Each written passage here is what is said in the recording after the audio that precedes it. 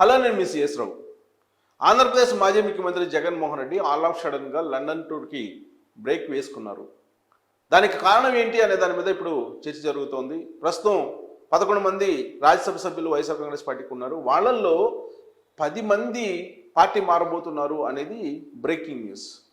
ఆ విషయాన్ని తెలుసుకున్నటువంటి జగన్మోహన్ రెడ్డి ముందుగా వేసుకున్నటువంటి షెడ్యూల్ ప్రకారం లండన్ వెళ్లకుండా ఆగిపోతున్నారు అనేది ఒక రాజకీయపరమైనటువంటి చర్చ అయితే జరుగుతుంది.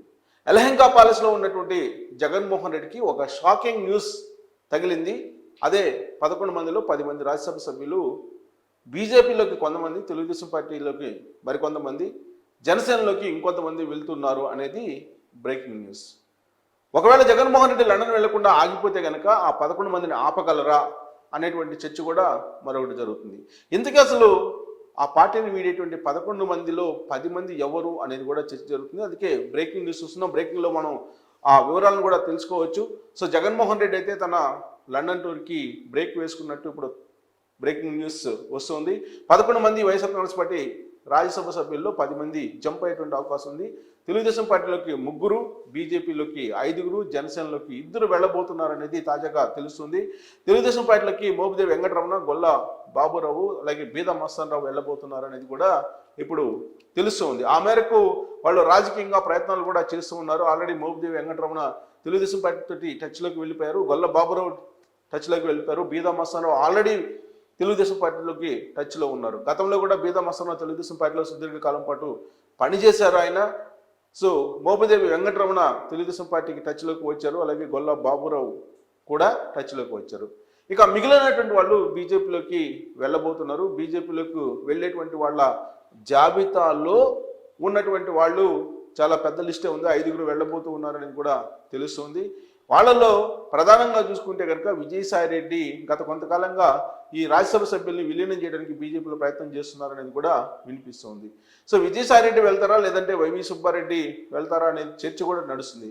ఒక ఎంపీ మాత్రం మిగిలేటువంటి అవకాశం ఉంది. ఆ ఒక్క ఎంపీ ఎవరు అనే దాని మీద కూడా ఢిల్లీ వర్గాల్లో చాలా సీరియస్ చర్చ జరుగుతుంది. బీజేపీలకి విజయసాయి రెడ్డి, మేడా రఘునాథ్ రెడ్డి, నిరంజన్ రెడ్డి, అయోధ్య రామరెడ్డి, పరిమళ నత్వాని వీళ్ళు వెళ్ళబోతున్నారు అనేది.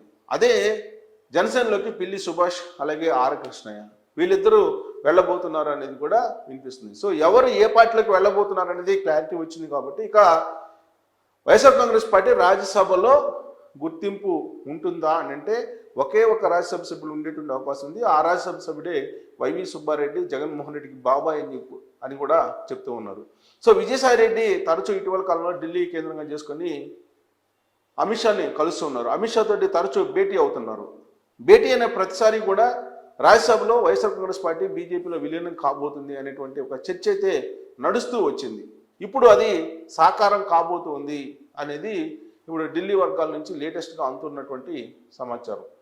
సో కొంతమంది తెలుగుదేశం పార్టీలకి, మరికొంతమంది బీజేపీలకి, కొంతమంది జనసేనలోకి వెళ్తున్నటువంటి క్రమంలో ఇక వైఎస్ఆర్ కాంగ్రెస్ పార్టీకి రాజ్యసభలో ఉనికే ఉండేటువంటి అవకాశం లేదు అనేది ఒకటి. ఇక లోక్సభలో 4 ఎంపీలు ఉన్నారు. లోక్సభలో ఉన్నటువంటి 4 కూడా పక్క చూపులు చూస్తున్నారు అనేది చాలా కాలంగా వినిపిస్తూ ఉంది. ప్రస్తుతం కేసుల నుంచి బయటపడటానికి బీజేపీలోకి వెళ్ళడమే మార్గము అనేది కూడా మరొక వాదనగా ఉంది. ఎప్పుడైతే 2024 రిజల్ట్ వచ్చాయో కూటమి ప్రభుత్వం అటు ఢిల్లీలో ఇటు ఆంధ్రప్రదేశ్లో ఏర్పడింది. దాంతో ఆ రోజు నుంచి కూడా చర్చ జరుగుతుంది. వైఎస్ఆర్ కాంగ్రెస్ పార్టీ టోటల్గా ఖాళీగా పోతుంది. అటు రాజ్యసభలో ఇటు లోక్సభలో కూడా వైఎస్ఆర్ కాంగ్రెస్ పార్టీ ఉండేటువంటి అవకాశం లేదు. బీజేపీలోకి విలీనం అవుతుంది ఆ పార్టీ అనేది.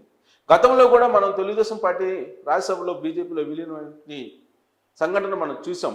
సేమ్ అదే ఇప్పుడు రాజ్యసభలో వైఎస్ఆర్ కాంగ్రెస్ పార్టీ ఎపిసోడ్ కనిపించబోతుంది రాబోయేటువంటి రోజుల్లో అనేది తాజాగా నడుస్తున్నటువంటి రాజకీయపరమైనటువంటి చర్చ. ఇక అసెంబ్లీకి వచ్చేటప్పటికి ఏపీ అసెంబ్లీలో ప్రస్తుతం ఎమ్మెల్యేలు 11 మంది ఉన్నారు.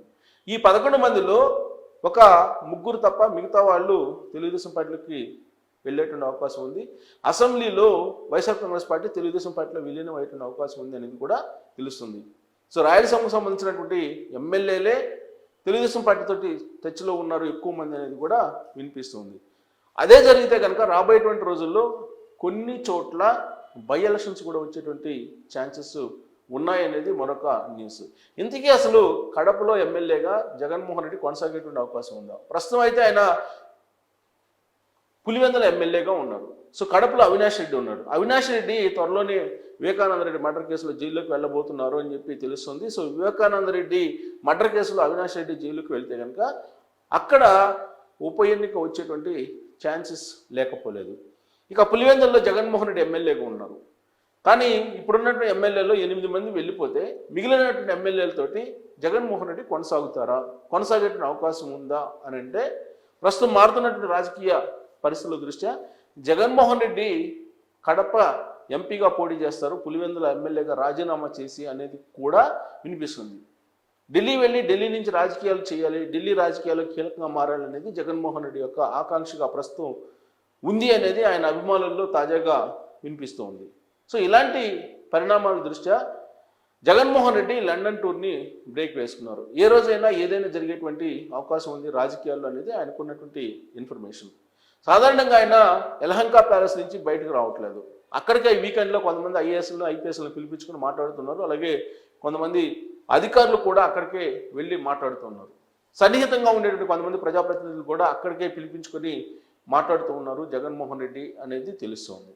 అక్కడి నుంచే మొత్తం ఆంధ్రప్రదేశ్ రాజకీయాల్ని ఆపరేట్ చేస్తూ ఉన్నారు. గతంలో లోటస్ పాండ్ నుంచి ఆపరేట్ చేసేవాళ్ళు, కానీ తెలంగాణ ముఖ్యమంత్రిగా రేవంత్ రెడ్డి ఉన్నారు.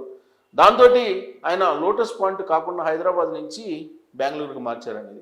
2019 అసెంబ్లీ ఎన్నికలకు ముందు జగన్మోహన్ రెడ్డి వైఎస్ఆర్ కాంగ్రెస్ పార్టీని హైదరాబాద్ నుంచే నడిపారు, లోటస్ పాయింట్ నుంచే నడిపారు. కానీ ఇప్పుడు మొత్తం సీన్ మారిపోయింది. చంద్రబాబు నాయుడు శిష్యుడిగా ఉన్నటువంటి రేవంత్ రెడ్డి తెలంగాణ ముఖ్యమంత్రి ఉన్నారు, ఆంధ్రప్రదేశ్లోనేమో చంద్రబాబు నాయుడు ముఖ్యమంత్రి ఉన్నారు.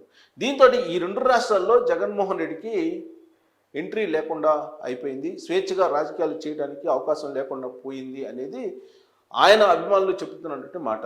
అటు ఆంధ్రప్రదేశ్ పోలీసులు కానీ ఇటు తెలంగాణ పోలీసులు కానీ ఆయనకి సహకరించే పరిస్థితి లేదు అనేది వినిపిస్తుంది. అందుకే బెంగళూరుకి వెళ్ళి బెంగళూరులో ఆయన మకాం చేశారు, బెంగళూరు నుంచి రాజకీయాలు నడుపుతున్నారు అనేది. అక్కడ ఉన్నటువంటి కాంగ్రెస్ ప్రభుత్వం సిద్దిరామయ్య కానీ లేదా డికే శివకుమార్ కానీ వైఎస్ ఫ్యామిలీకి సుదీర్ఘకాలం పాటు సన్నిహితంగా ఉన్నారు. అటు వ్యాపారాల్లో కానీ లేదా రాజకీయాల్లో కానీ వైఎస్ ఫ్యామిలీతోటి కలిసిమెలిసి ఉండేవాళ్ళు. ఆ సాన్నిహిత్యంతో కిట్ ప్రోకో వ్యవహారాలని గతంలో జగన్మోహన్ రెడ్డి బెంగళూరు నుంచే నడిపారు, రాజశేఖర రెడ్డి ముఖ్యమంత్రిగా ఉన్నప్పుడు అనేది కూడా జగన్మోహన్ రెడ్డి వ్యాపార లావాదేవీలు బాగా తెలిసినటువంటి వాళ్ళు చెప్పుకునేటువంటి మాట. అందుకే ఇప్పుడు జగన్మోహన్ రెడ్డి బెంగళూరు నుంచి మొత్తం వ్యవహారాలని నడుపుతూ ఉన్నారు. ఇటీవల కాలంలో ఆయన లండన్ వెళ్ళాలని కోర్టు అనుమతి కోరారు.